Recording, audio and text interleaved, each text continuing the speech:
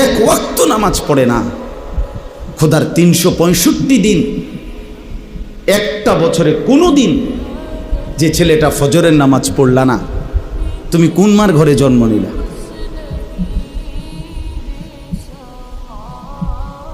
তুমি কোন বাপের ঘরে জন্ম নিলা?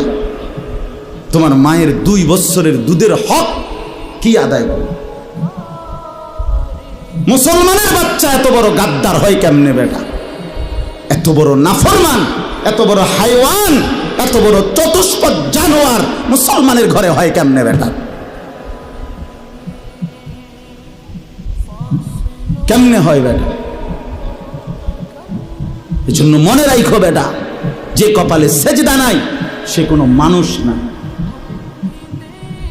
যে সেজদা দেয় না সে মানুষ নয়, মানুষ নয়, জানোয়ার। সে জানোয়ার, হাইওয়ান, এটা চতুষ্পদ জন্তু, এটা জানোয়ার, এটা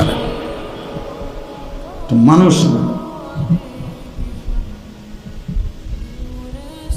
যে কপাল সেজদা দেয় না, কেন আসলি বেটা তুই পৃথিবীতে বেটা?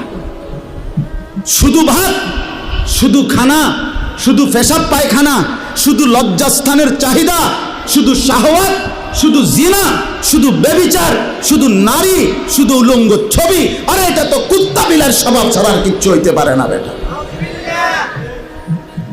এ তো জন্তু জানোয়ারের স্বভাব হইতে পারে বেটা।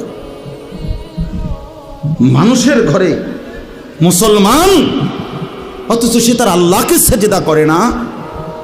তো কি মানুষ হইলি বেটা?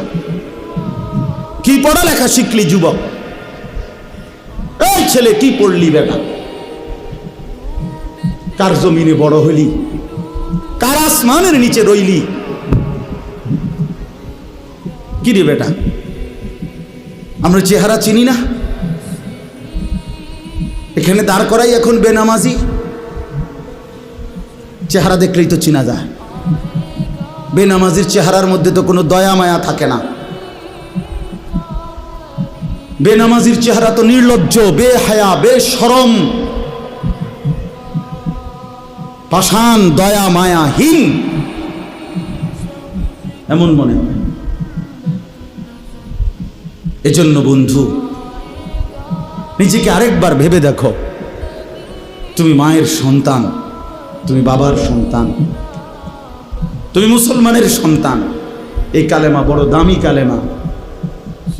আমি 72 বছর বয়স্ক, 72 বছর বয়স বুড়া চাচা, এরকম একজন বয়স্ক লোককে